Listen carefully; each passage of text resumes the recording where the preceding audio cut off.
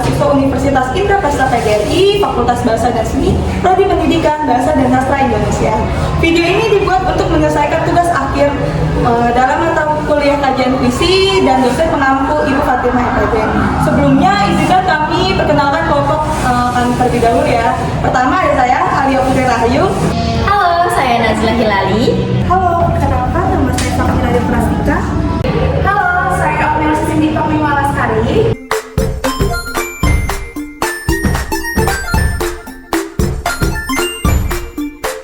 Jadi sebelumnya strukturalisme puisi merupakan pengkajian puisi yang lebih menekankan telaah terhadap unsur pembangunan puisi itu tersendiri.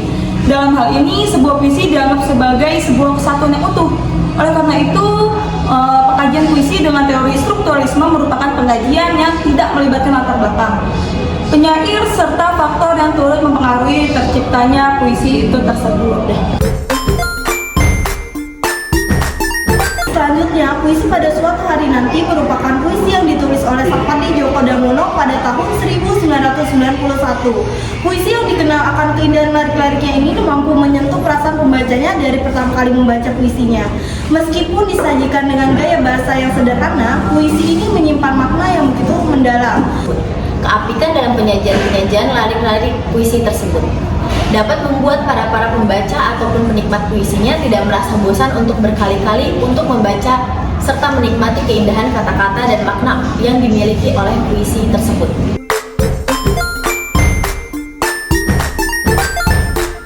Pada artikel ini, metode yang digunakan untuk mengaji puisi pada suatu hari nanti karya Sakpati Djoko Damono yaitu metode deskriptif.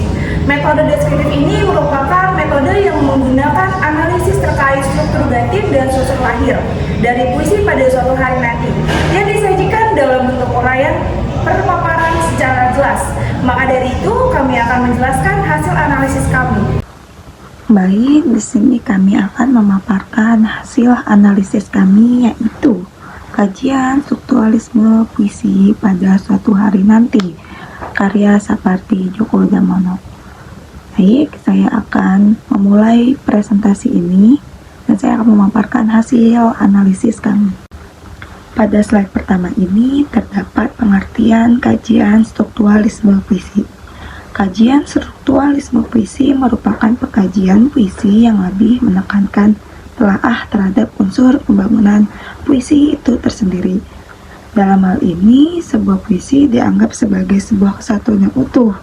Nah, pengkajian puisi dengan teori strukturalisme merupakan pengkajian yang tidak melibatkan latar belakang penyair serta faktor lain yang turut mempengaruhi penciptaan puisi tersebut. Pada pengkajian puisi pada suatu hari nanti, aspek-aspek yang dibahas meliputi struktur lahir dan struktur batin. Nah, puisi tersebut dengan menggunakan metode deskriptif, yaitu metode dengan penyajian uraian atas analisis yang didapatkan. Kedua struktur tersebut merupakan sebuah kesatuan yang harus seimbang. Hubungan antara keduanya begitu penting dalam penciptaan makna dan keindahan puisi. Pada puisi pada suatu hari nanti ini, karya Sakpati Djoko Damono, struktur lahir dan batinnya itu dikaji meliputi diksi, kata konkret, citraan, majas, verifikasi, dan tipografi. Sedangkan struktur batinnya meliputi tema, rasa, nada, dan amanat. Nah, struktur lahir yang terdapat pada puisi tersebut cenderung disajikan dengan sederhana, namun memiliki keindahan dan makna yang mendalam. Nah, di slide selanjutnya yaitu terdapat definisi puisi. Sebelumnya, apa sih yang dimaksud puisi? Nah, mari kita bahas ya. Puisi merupakan salah satu genre sastra yang berbentuk monolog. Puisi adalah suatu karya sastra yang berfungsi untuk mengungkapkan perasaan atau pesan yang diinginkan dan disampaikan oleh penyair kepada pembaca. Nah, kata-kata yang terdapat dalam puisi dirangkai dengan memperhatikan aspek keindahan dan pemakaiannya. Menurut Waloyo, puisi merupakan karya sastra dengan bahasa yang dipersingkat dengan menggunakan kata-kata kias yang imajinatif serta irama dengan bunyi yang padu. Puisi sendiri lebih menekankan terhadap penyajian aspek tipografi yang khas, yaitu pada keindahan kata serta bentuknya, dan membuat puisi tentunya penyair membutuhkan percakapan dan menerjemahkan perasaannya dengan lirik-lirik puisinya.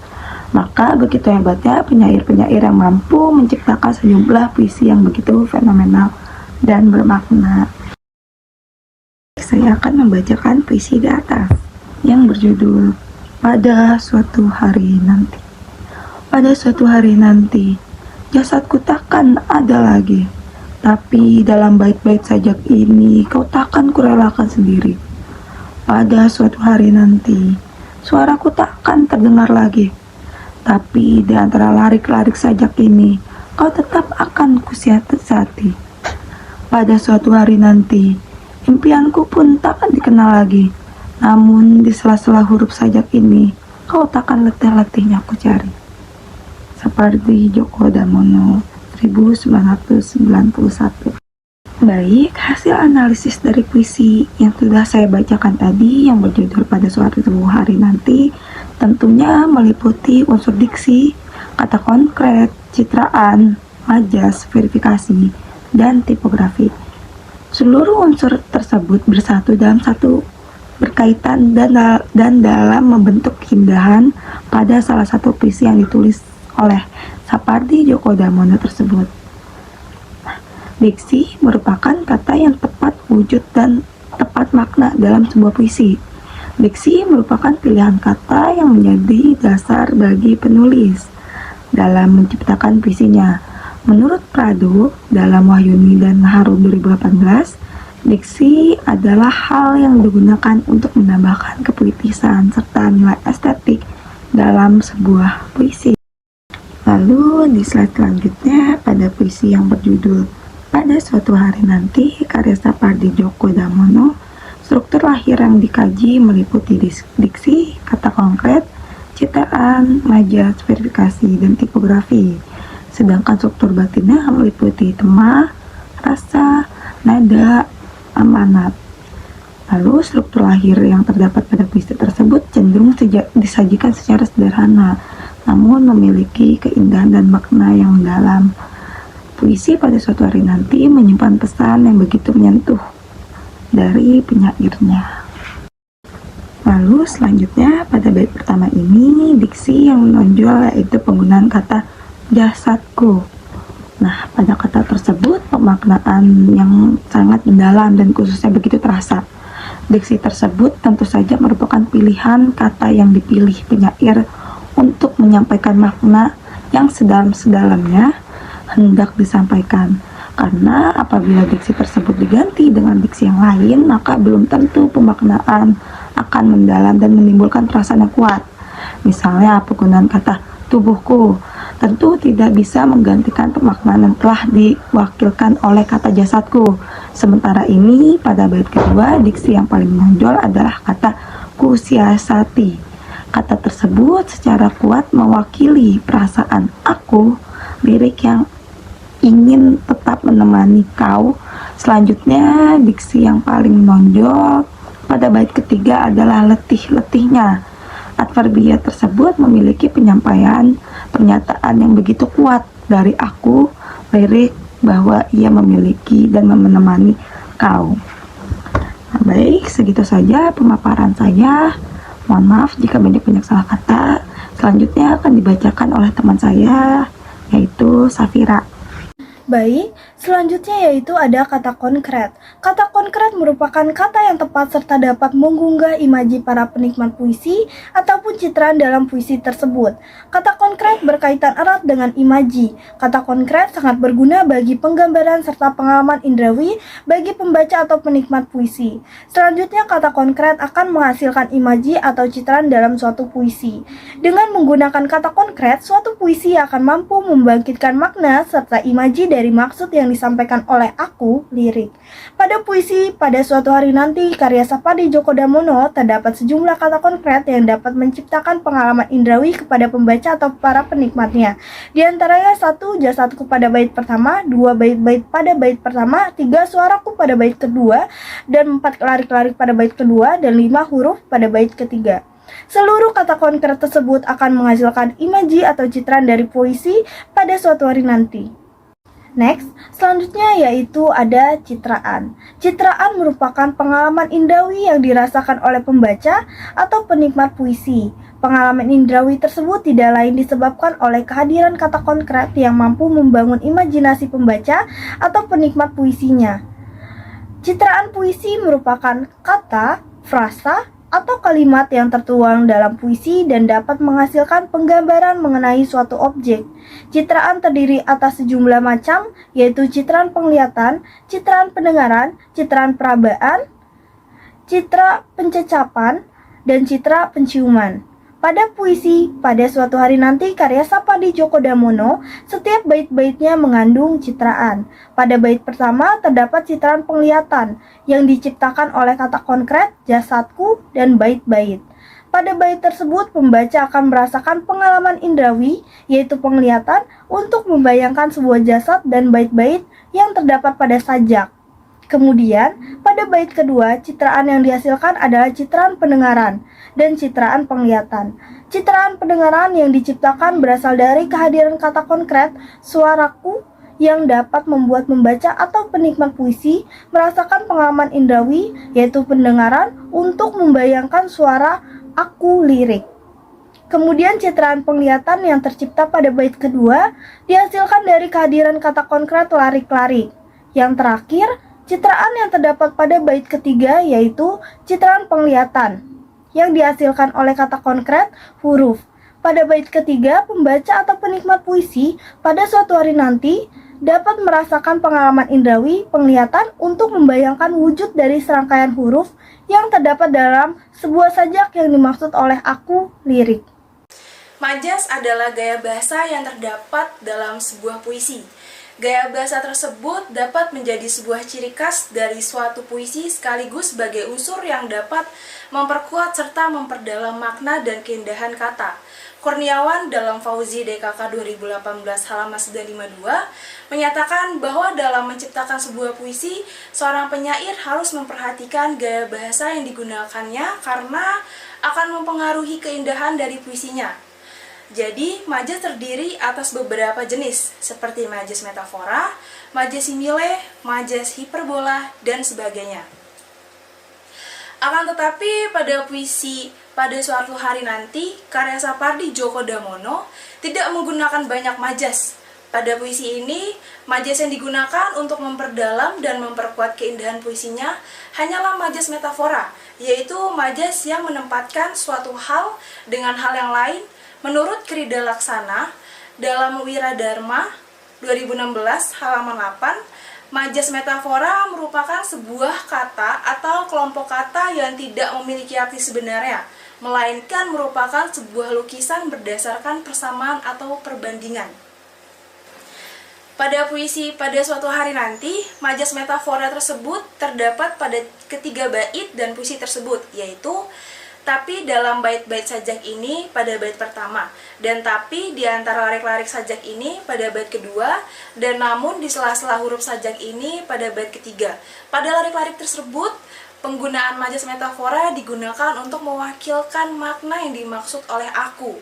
Lirik mengenai suatu hal yang dijadikannya sebagai sesuatu yang akan membuatnya dapat terus menemani kau. Versifikasi merupakan unsur dari sebuah puisi yang terdiri dari rima dan irama. Rima merupakan pengulangan bunyi yang terdapat pada larik-larik puisi. Menurut Gunatama dalam Kamilah DKK 2016, rima merupakan sejumlah bunyi yang sama yang diulang-ulang. Biasanya, rima terdapat pada setiap akhir larik puisi. Namun ada juga rima yang terdapat sepanjang suatu larik tertentu. Selain rima, ada juga irama. Irama merupakan hal yang berkaitan dengan bunyi seperti panjang pendek bunyi serta tinggi rendah bunyi, sehingga rima dan irama sangat berpengaruh terhadap keindahan bunyi pada suatu puisi. Puisi Pada Suatu Hari Nanti karya Sapadi Djoko Damono kaya akan rima. Penggunaan rima yang begitu dominan adalah rima vertikal. yaitu rima yang terdapat pada setiap akhir larik-larik puisinya. Pada puisi tersebut, setiap lariknya diakhiri dengan bunyi i, sehingga menghasilkan keindahan bunyi yang khas. Selain itu, larik ketiga pada bait pertama dan bait kedua pun terdapat pengulangan bunyi, yaitu rima horizontal. Kedua larik tersebut didominasi oleh bunyi i. Selanjutnya, F. Tipografi. Tipografi merupakan wujud dari penyajian suatu puisi. Wujud tersebut biasanya berupa bentuk-bentuk bait serta tata letak tersebut. Pada umumnya, tipografi puisi menggunakan bentuk paragraf yang lazim digunakan. Akan tetapi, ada juga puisi yang menggunakan tipografi yang unik dan membentuk suatu benda. Seperti pada sejumlah puisi yang diciptakan oleh Sutarji, Kalzom Bahri. Menurut Siswanto, dalam M. Yati, DKK 2017 HLM 134, perwajahan merupakan pengaturan dalam penulisan kata, larik, dan bait pada sebuah puisi. Sementara itu, penggunaan tipografi dalam puisi pada suatu hari nanti, karya Sapardi Djoko Damono merupakan penggunaan tipografi yang sederhana, karena tidak membentuk suatu rupa yang asing dan perwajahan puisinya. Larik-larik pada puisi tersebut hanya diatur dengan pola bait yang lazim, yaitu bait rata kiri yang masing-masing diisi oleh 4 lirik. Selanjutnya, 2. Struktur batin. Pada puisi pada suatu hari nanti, tentunya meliputi tema, rasa, nada, dan amanat. Seluruh unsur tersebut bersatu dan saling berkaitan dalam membentuk keindahan makna pada salah satu puisi yang ditulis oleh Sapardi Djoko Damono tersebut. A. Tema merupakan suatu ide atau gagasan dari sebuah puisi. Tema juga dapat didefinisikan sebagai suatu makna dari keseluruhan isi puisi menurut Jojos Suroto dalam Ahsin 2017 HLM 21. Sebuah tema dapat berasal dari penyair itu sendiri ataupun berasal dari orang lain atau masyarakat. B. Rasa. Menurut Siswanto dalam Muawiyah di KKHLM 8, rasa merupakan sikap yang ditunjukkan seseorang penyair terhadap permasalahan yang terdapat dalam puisinya. Rasa merupakan perasaan yang diungkapkan seorang penyair terhadap suatu hal yang diangkat dalam puisinya. Sementara itu, pada puisi pada suatu hari nanti, perasaan yang ditunjukkan penyair terhadap permasalahan dari isi puisi adalah perasaan kesetiaan. C. Nada. Nada merupakan sikap yang ditunjukkan oleh penyair terhadap pembaca atau penikmat puisinya. Sikap tersebut disampaikan melalui pembawaannya atas puisi yang dimaksud. Menurut Kokasih, dalam Muawiyah di KKHLM 8, sikap tersebut dapat ditunjukkan dengan sikap menasehati, mengejek, menyindir, atau sikap lugas untuk menceritakan sesuatu hal saja. Dan yang terakhir ada di amanat. Amanat merupakan pesan yang disampaikan oleh penyair kepada pembaca atau penikmat puisinya. Pesan tersebut dapat berupa harapan atau nasihat dari penyair. Adapun pesan yang disampaikan oleh Sapardi Djoko Damono dan puisinya yang berjudul Pada Suatu Hari Nanti ini, yaitu pesan yang menyatakan kepada orang-orang yang dicintainya bahwa jika pada suatu hari nanti ia sudah tidak ada, karya-karyanya akan tetap selalu ada untuk menemani hari-hari orang yang dicintainya. Itu. Sekian pemaparan materi analisis dari kami. Wassalamualaikum warahmatullahi wabarakatuh.